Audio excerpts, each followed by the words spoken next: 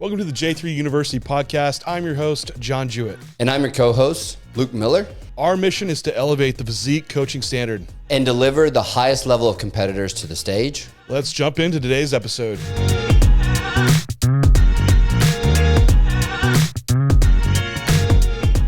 PEDs that backfire on prep.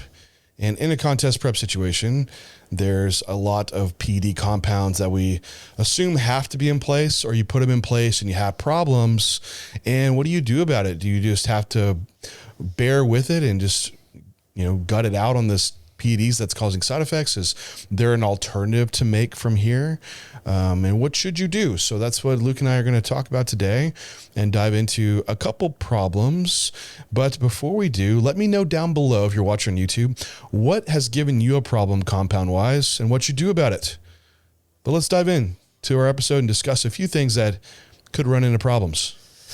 Yeah, and I think a lot of this, you kind of see throughout contest preps, especially ones that are a little bit harsher in nature. It's just because that line becomes a lot more narrow as far as how easy it is to cross it, as far as things that start to push someone over the edge. And I think a great place to start is Trenbolone. It's everyone's favorite contest prep drug, and most people get pretty excited when it's time to start pulling that in, because they know it's the prep's starting to get real and things are going to be changing and they want to feel like superhuman, but it also could potentially backfire in some situations. I think it's a good one to cover. I suppose for that person it backfires for them, it's not their favorite drug, is it? No, it's not. It's not. So it might not be everyone's favorite. A lot of people have issues with Trenbolone, even smaller dosages. Yep. And the benefit here, why it even is discussed and brought up, is Trenbolone and all these anabolics, right? The main thing is that they're working on that androgen receptor and to accrue muscle tissue. Yep. But Trenbolone shines in a little different capacity, that some of its other sites that it works on is via the glucocorticoid receptor. Mm-hmm. And not just that receptor site, it has lots of ways that it can also reduce cortisol levels. But in a contest prep, when you're digging hard for fat loss, fatigue is high, cortisol is rising, that can be pretty catabolic. So Trenbolone has this aspect about it to prevent muscle catabolism. So this is where it shines. So when you're in that digging part of prep, which is usually the last 8 to 10 weeks, Trenbolone is usually going in this spot. Through just by chance, that's what we've seen used in years of coaching before we even knew how a lot of this stuff would work, or someone even knew to read a research paper on why do we use Trenbolone at 10 weeks out. It's it's just so toxic. We only want to use it for a short period of time. Maybe that's why it kind of came about. I was actually watching a Dorian Yates podcast that he do, actually with Charlie. Mm-hmm. And he was talking about compound usage, and that's when Parabolin came about. They're using in France, and the vials of what the instructions were hey man, you just use a little bit of this, and it was touted back then that this is really hard on your kidneys. So that's what Dorian was saying in this, that you just use a little bit. So it's oh man, okay, you just use it for the shortest time possible for a low dose. But anyway, Trenbolone is usually going in for this rationale. However, it comes with a lot of negatives too, right? And part of why it shines in its aspect around cortisol, it can also be why it has some deleterious effects to the psychological aspect. Yep. Of impacting cortisol levels and glucocorticoid receptor action on the brain. Could be partly why you see it could cause some more anxiety. Mm-hmm. Also aspects around, usually we see sleep get hit pretty hard with Trenbolone. Yep. And can make a contest prep pretty miserable. And sleep is a key, right? Sleep is your secret fat loss tool. And a lot of people, you have to weigh out what is more anti-catabolic, Trenbolone or sleep? Yeah. And I would heavily weigh in that it is sleep.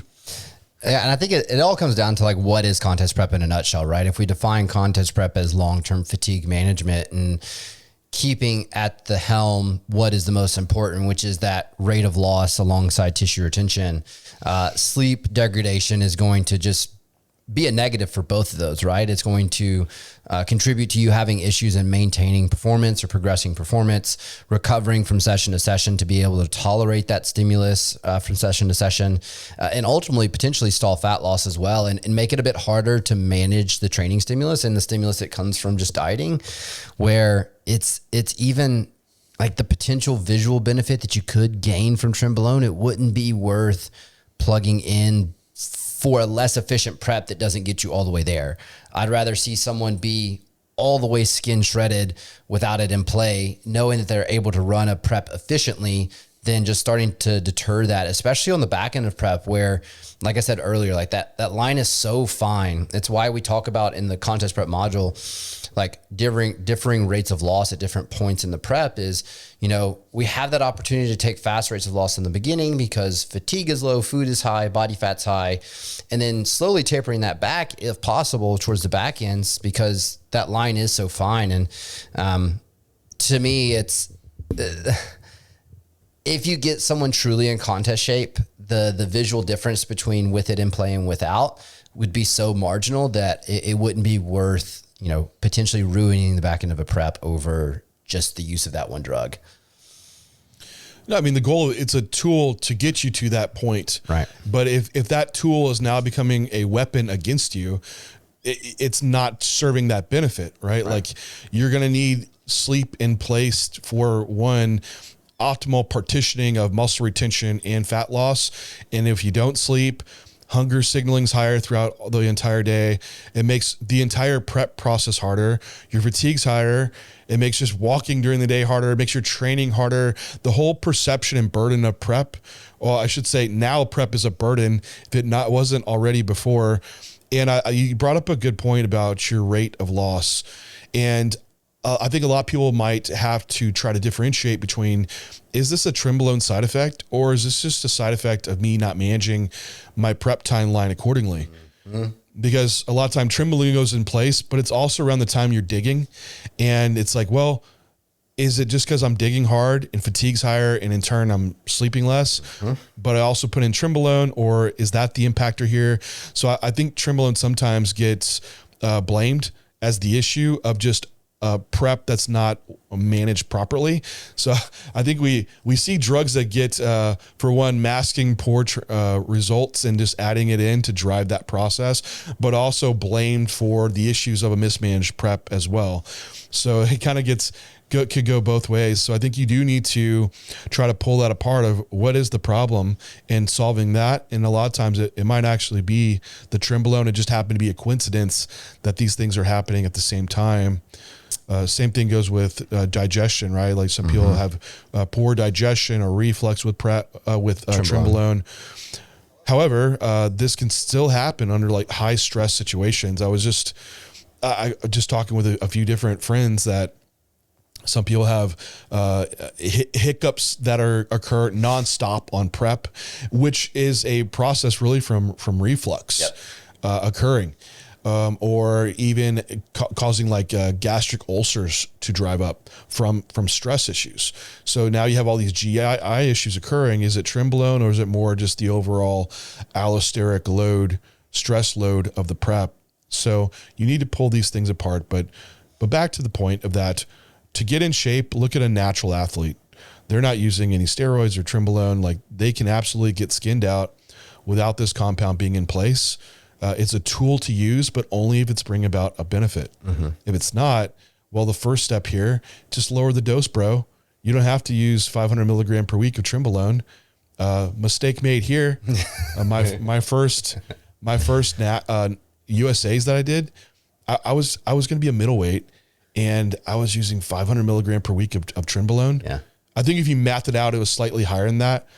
This was the first prep with Matt, and that's nothing against Jansen approach. It's just like, hey, this is what's going in. We're gonna do some damage here, and oh my gosh, for one, I've never been that lean, so you have to weigh out like, was that why the prep felt so taxing? Very well could be. However, Trenbolone can drive up prolactin levels really high. And just here's the reality, guys, that you're going to face if you use steroids long enough. You're going to run into probably nearly every side effect at some point. And so started feeling some weird sensation on like my nipple, and I could actually pinch my nipple and have like this little bit of fluid that would come out. Like, oh my gosh, do I have a baby? Like, hook up, absolutely. Like Trenbolone can increase prolactin to a level and cause some gyno symptoms. So I actually had this like little nodule that was starting to form as well. Simple enough. What do we do? Lower the dose. Guess what? I didn't lose all my muscle all of a sudden. It was just much more tolerable. So we were kind of using a little bit more than what even needed to be in place. And yeah, back then we should have been just looking at gym performance. How's that going? And we were also running a pretty aggressive rate of fat loss that needed to happen. So other side effects from that would be too hard for me to say, what was it the trend? Was it the rate of loss? And also that's on me. I came to Matt like 12 weeks out and was like, please get me ready. And he's like, we're gonna grind here. So we had enough compound in place to protect tissue. But first point being, lower the dose. A little bit goes a long way. Even 50 milligram per week is enough for someone with an earlier on in this process could retain tissue. Some other things along this line would probably be moving to daily injections of Trenbolone, since it's an acetate ester, keeping you a little bit more stable serum levels. And then from there, if you still don't tolerate it, hell, just don't use it. Use some other compound that can help you retain tissue, which this is the role of steroids. Yeah. And there's some other compounds too that do have some aspect around the glucocorticoid receptor. You could try. Jump into a bit more than our conversation. I could talk about Trenbolone all day and other compounds, but dive into our PD module. We go over some of these other ones that might influence that receptor sites. So just one last context before we switch over into the second drug is, I really do think that for some people, the mismanaged prep thing is understated. I've had people who have been contest preps in other coaching situations where the prep wasn't fully managed well. Trenbolone comes in a bit of a higher dose than what's necessarily needed. They cite they don't tolerate it well, but they're open to trying different ways of doing it. And you just kind of implement these strategies of a better well-run prep, administering it daily and really only using between 50 to 100 milligrams a week. And it's tolerated just fine, right? Because a lot of times, like, the toleration of that drug is how well they manage these other variables of anxiety and sleep. And all these other things could push you over the edge with that, and where it pushes that Trenbolone into not being tolerable. So one not so great experience might not be the end all be all, would just be what I say. Cause I've definitely had preps where people have come to me and been able to use it from there. Thanks everyone for tuning in to today's podcast. Are you struggling to hit your peak on show day? Feeling lost in the off season? Upgrade your coaching game with J3 University. Our program covers everything from off season to contest prep to peak week, all based from real client results. Along with our comprehensive physique curriculum, you'll also get access to our 4 rooms with our J3U team to answer any questions you have, and live Q&A sessions to further your coaching and athlete experience. We are the source of education for top IFBB pros and coaches. Join us to elevate the coaching standard at J3 University. Let's get back to today's podcast. Yeah, completely agree. And we'll go on to our compound number 2, which will be Clenbuterol. And we could probably lump a lot of these lipolytics into this that are stimulant based. And these really shine just to try to offset the amount of food lowering you might have to do, or cardio you might have to do. So at some point in your prep, you're looking at your food, you're like, gosh, I hope this doesn't go lower. And training performance is barely hanging in there. And then also your cardio is sky high and your legs are heavy. What do? Enter Clenbuterol. It makes you burn calories, and that way you can sustain a higher amount of food and lower amount of cardio. However, this also comes with a potential side effect as well, of that Clenbuterol increases sympathetic drive, which that stimulus could make you, for one, it's great for energy, but what else is the problem? Well, it could impact your sleep. It's also just more sympathetic drive, already in a state of pretty high sympathetic drive, could impact your daily stress levels and building that up, that allosteric load, to where now it's kind of creating more fatigue on top. So here's kind of our Trenbolone issue is that there's a benefit to it for partitioning and increasing lipolysis, but also Clen's kind of great because it has probably an anti-catabolic muscle retention to a degree aspect to it as well. However, if you're taking up to a dosage point where now it's impacting sleep, it's now pulling away from the goal of the entire prep, because without sleep, we're going to have issues getting someone fully there lean. So we get back to just kind of pulling down our dose again, right? Yeah, I think it's pretty simple. It's a similar change, and understanding like the deficit that you run is a net of all the variables that are driving that deficit. So if you can't use Clenbuterol as one of those tools to drive that deficit, you have other tools to drive the deficit. I've certainly had preps where I found that threshold in the prep, like they tolerate 40 well, but then you go into 60 and it starts to kind of see that negative detriment, and then just titrating that back to 40 and then just progressing the plan through the other variables of activity and food levels and seeing a relatively good response off the back end of that, right? Because it's just about, prep is like build enough room to drive enough deficit to get all the fat off, and then manage the fatigue well so that the rate of loss goes well. And so there's multiple ways to do that. And if you're experiencing issues with Clen, I've even seen like, especially with people who don't tolerate like the elevated heart rate well, like they start to kind of get that anxiety feeling. Just the perception of anxiety from that elevated heart rate can be a stressor in and of itself, where I won't use it in those cases sometimes as well. And another route to go here, because a lot of times, who is the type of athlete that's going to run into the high fatigue issues where you're running at the end of prep, super high Clen, high cardio, low food? It's that person that just is trying to push really far away from that body fat settling point.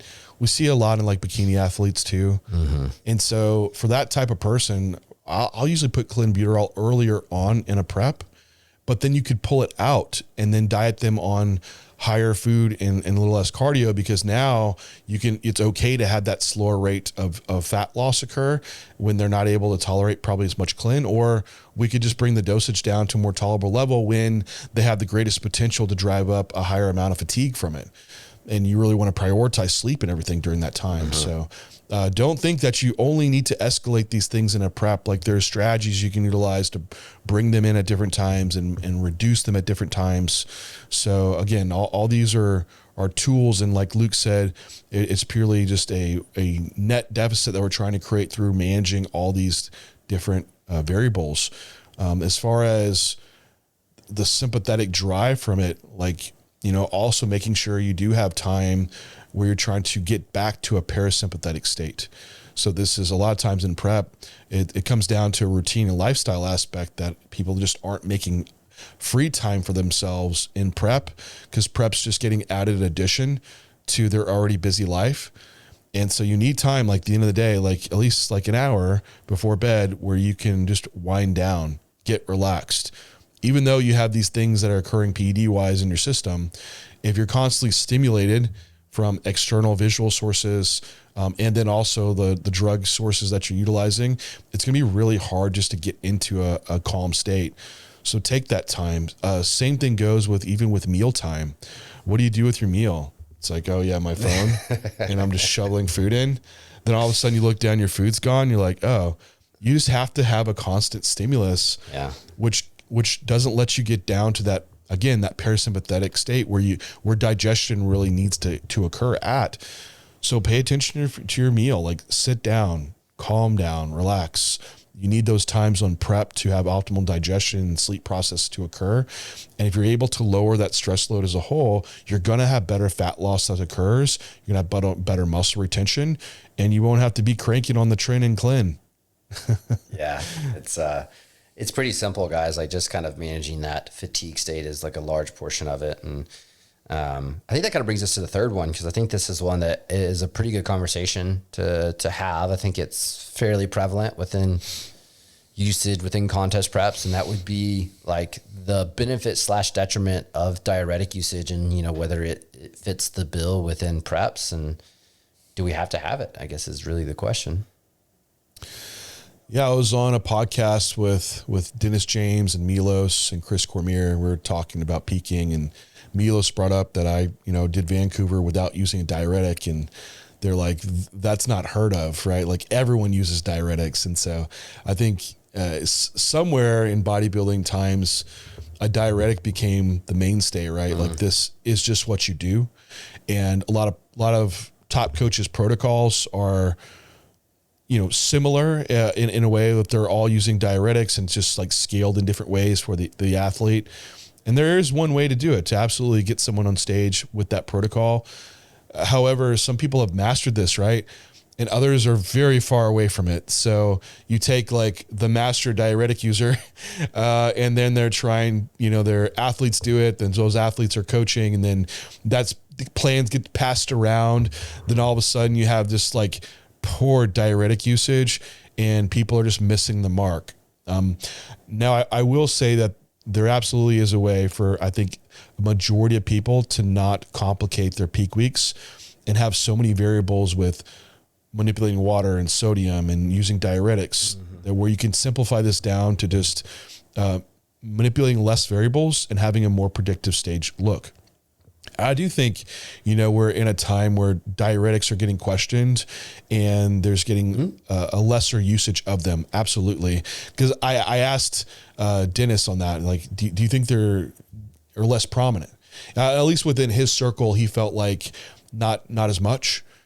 However, with, some of the other people that we talk to, other coaches that are a little bit more progressive, they do see that happen. And so there are lots of ways to get someone on stage. But if you're new in this, even if you're advanced in this, because we see it, just because I should take that back.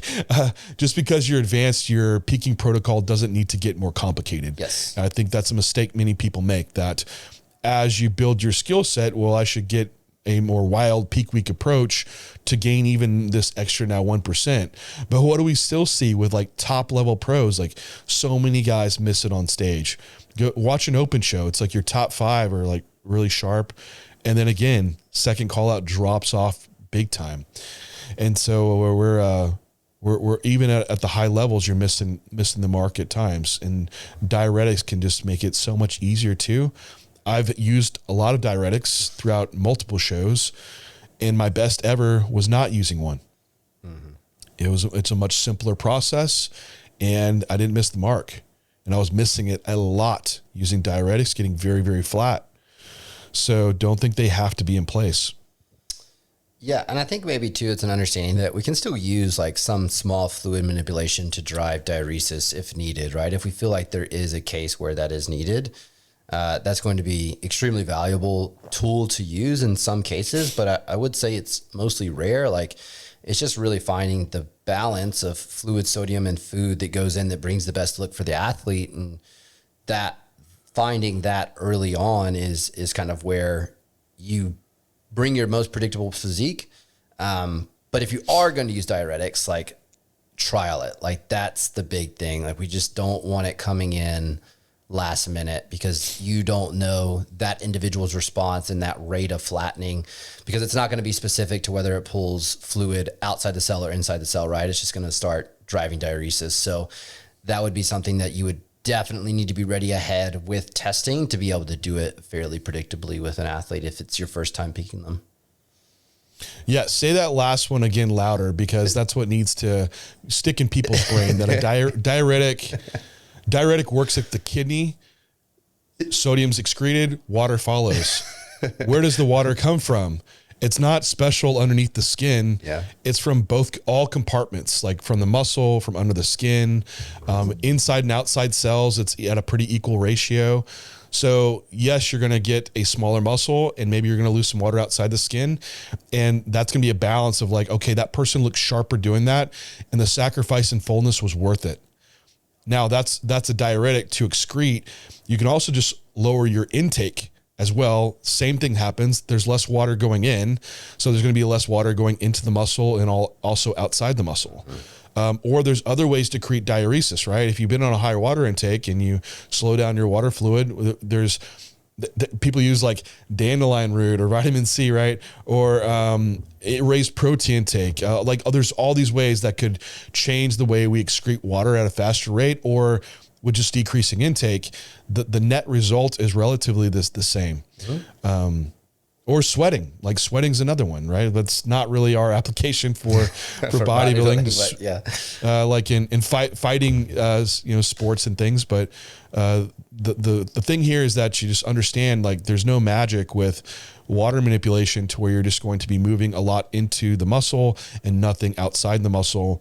We're simply looking at how much dehydration or hydration is present for someone to have the balance of full versus hard.